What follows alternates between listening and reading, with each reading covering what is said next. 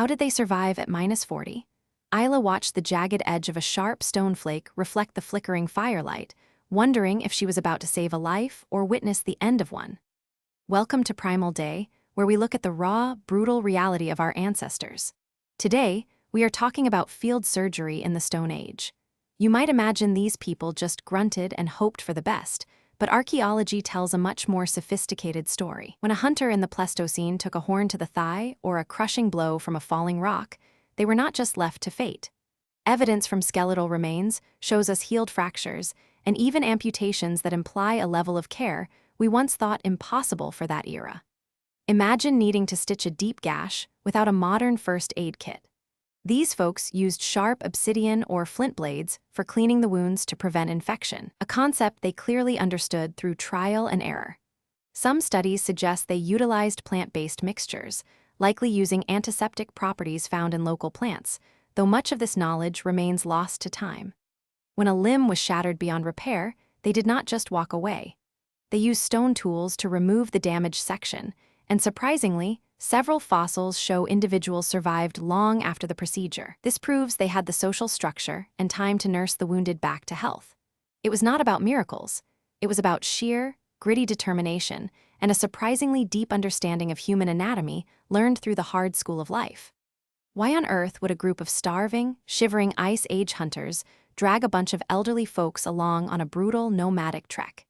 If you think our ancestors were ruthless pragmatists who abandoned anyone who could not keep up, think again. Scientists have discovered that your great-great-great-grandmother was not just dead weight, she was a tactical advantage. Welcome to the grandmother hypothesis. While the modern world obsessively chases youth, in the Upper Paleolithic, longevity was the ultimate evolutionary hack.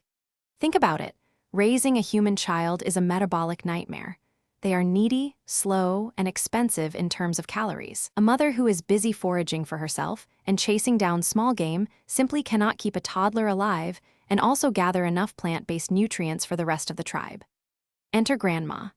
Evidence suggests that once women passed their reproductive peak, they shifted their labor to foraging for tubers, nuts, and shellfish, providing a consistent, low-risk food supply that kept the group stable when the big hunts failed. But it was not just about calories. Elders were the living, breathing hard drives of the Pleistocene. They remembered where the water holes were during that one drought 10 years ago, which plants killed you, and exactly how to process toxic roots to make them edible. They were the architects of survival, turning a chaotic existence into a calculated, successful endeavor. So, next time you think about complaining about your elders, remember, you are here today because your ancestors were smart enough to keep the experts around the campfire. They ate what? You probably imagine a caveman gnawing on a bloody, raw mammoth steak, maybe grunting a bit while trying not to choke. But let us clear the air. Paleolithic people were not just obsessed with meat. If they had lived solely on mammoth burgers, they would have likely suffered from protein poisoning and scurvy within weeks. The real secret weapon of our ancestors was their incredible versatility. Scientists believe that while hunting provided the high-calorie fuel needed to survive the brutal winters, foraging provided the essential nutrients. Imagine a Stone Age charcuterie board, minus the fancy wine. We are talking about tubers, roots, nuts, seeds, and seasonal berries. Archaeological evidence suggests they were actually masters of plant processing. They used stone tools to grind tough seeds into a kind of primitive flour. And the best part? We have found residue on tools proving they were cooking these plants to make them digestible. They understood fire well enough to know that a roasted root provides way more energy than a raw one. They were opportunistic scavengers and highly skilled gatherers. They were not just killing beasts. They were botanists who knew exactly which leaves would kill you and which would keep you alive. They were eating a complex, balanced diet long before modern nutritionists even existed. It turns out, surviving the Ice Age required a salad, not just a spear. Ever wonder how you would handle a broken femur in a world without hospitals, painkillers, or even a basic first aid kit? If you think our ancestors just curled up and waited for the end, you are dead wrong. Archaeologists have dug up skeletons from the Paleolithic era that tell a completely different, much tougher story. We are talking about individuals with crushed skulls and shattered limbs who somehow survived for years after their injuries. How? Through grit and what we now call the grandmother hypothesis. Evidence suggests that ancient medicine was essentially a masterclass in collaborative survival. when a hunter took a nasty fall or a fight went wrong. The tribe did not just leave them to the wolves. They were immobilized, their limbs were splinted with scavenged wood or stiff bark, and they were fed and sheltered until they could hobble again. We have found skulls with clear signs of surgery, where they were actually drilling into bones, and the edges of the wound had started to heal, meaning the patient actually survived the procedure. It was not just luck. It was a desperate, calculated effort to keep the tribe's knowledge alive. If you were injured, you were still a walking library of survival tips, and your band knew that your brain was worth more than your legs. They were the original surgeons of the wild, and they were surprisingly good at it. How did a soft, hairless primate survive in a world filled with saber-toothed cats and giant cave bears? If you think our ancestors were constantly running away, think again. They were the original power couple of the food chain, and their secret weapon was not just a sharp stick, it was the terrifying power of human persistence and the collective brain. When a cave lion looked at a human, it did not just see meat. It saw a problem it could not solve. Evidence suggests that early humans lived in social structures where the pack was everything. While a solitary human is basically a snack for a predator, a group of 15 individuals waving burning branches and shouting in unison is a nightmare for any animal. Evolution gave us the edge of cognitive cooperation. We did not fight these beasts head-on with bare hands, we used something called persistence hunting. Imagine a predator chasing you, only to realize that you never actually stop walking. You track it, you harass it, you make it waste its energy until the beast is so exhausted it can barely lift its head. That is when the group moves in. Archaeologists have found clear signs of butchery on bones of large predators, proving we were not always the ones being hunted. We were the masters of strategic intimidation and team-based warfare, turning the tables on nature's killing machines. Who was the most important person in a Paleolithic tribe? You might think it was the strongest hunter with the best spear, but you would be dead wrong. It was actually the person who could barely walk. That is right, I am talking about the elders. In a world where hitting 30 was a statistical achievement and the environment was actively trying to freeze your toes off, the oldest member of the group was essentially a walking, talking library of survival. Think about it. When a record-breaking drought hit or an unusual migration of herds shifted, who knew where the hidden water sources were or which plants were safe to eat during a lean winter? The elders did. We have strong archaeological evidence from sites suggesting that communities placed a high value on those who survived long enough to gather decades of experiential data.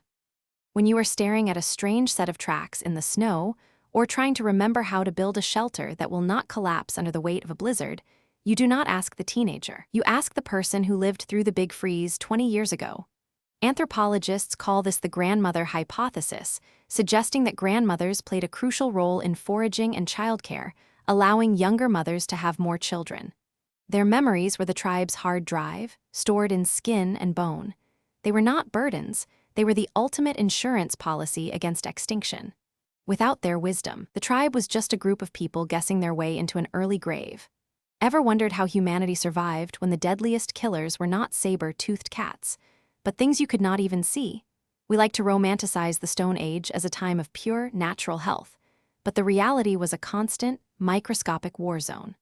Without antibiotics or even the concept of germ theory, how did our ancestors survive the onslaught of parasites, bacterial infections, and viral outbreaks? First off, mobility was their greatest defense. Paleolithic tribes were nomadic, which is actually a brilliant strategy for disease control. By constantly moving camp, they left their waste, and the concentrated pathogens within it, behind.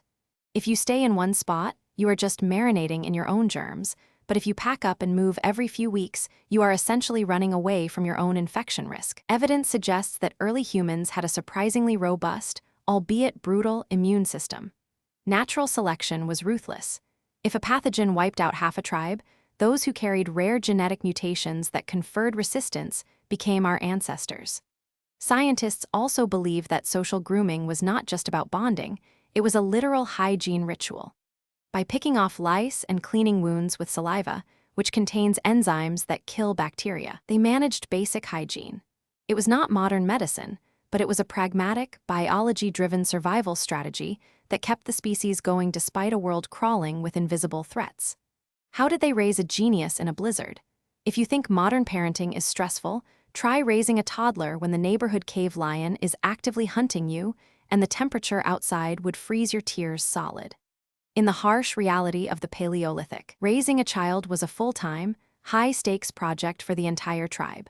We are not talking about it takes a village as a cliché, but as a literal survival strategy.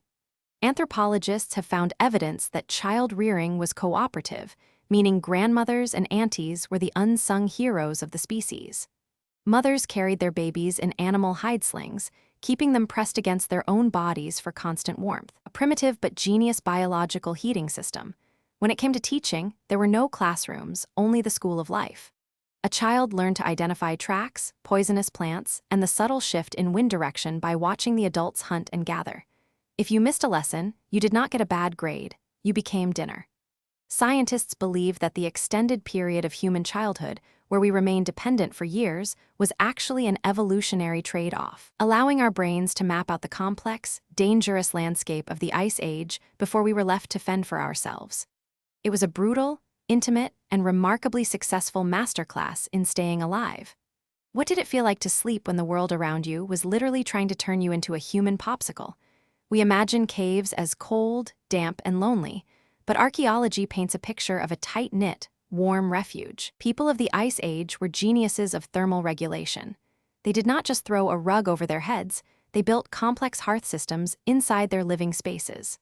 Scientists have found evidence of shallow pits lined with stones that acted as radiant heaters, keeping the sleeping area warm long after the flames died down. And they were never alone. Sleeping in large, huddled groups was not just for emotional comfort, it was essential for heat conservation. Imagine 5 or 6 people, along with dogs or wolves they had started to domesticate, piled together under massive layers of furs. The body heat generated by a family unit was the best possible way to avoid hypothermia. They understood that the ground steals your heat, so they used thick layers of dry grass and animal hides as natural insulation to separate their beds from the freezing cave floor. This was not just sleeping, it was a nightly ritual of thermal survival. They were masters of maintaining a microclimate in the middle of a literal ice box. Speaking of hunting, have you ever considered the sheer, terrifying audacity required to go after a mammoth? These were not mindless brutes running around with clubs. The hunters of the Pleistocene were strategic planners. They utilized the terrain to their advantage, driving herds into natural traps like deep ravines or soft, muddy marshlands where the massive creatures would get stuck. It was a game of patience and tactical positioning. Evidence from fossilized remains shows that they often targeted the weak, the young, or the injured, minimizing the risk to the hunters. They worked in coordinated teams, using light spears tipped with lethal, razor-sharp flint. These tools were designed to penetrate deep and cause massive blood loss, allowing the hunters to track the beast from a safe distance until it finally collapsed from exhaustion. This was not a brawl. It was a high-stakes, high-reward occupation that required everyone to know their role perfectly.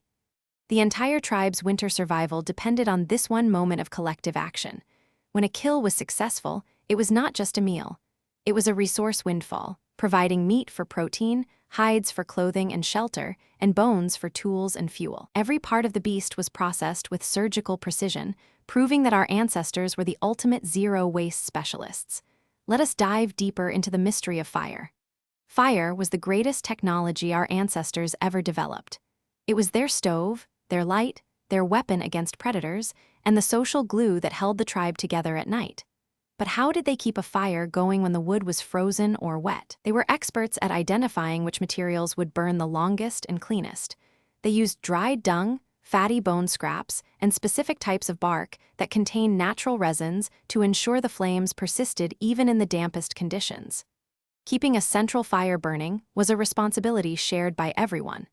It was the heart of the home, a flickering signal that life was continuing in a world of ice.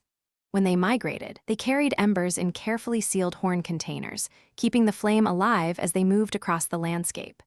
This shows a deep, almost spiritual connection to the element of fire.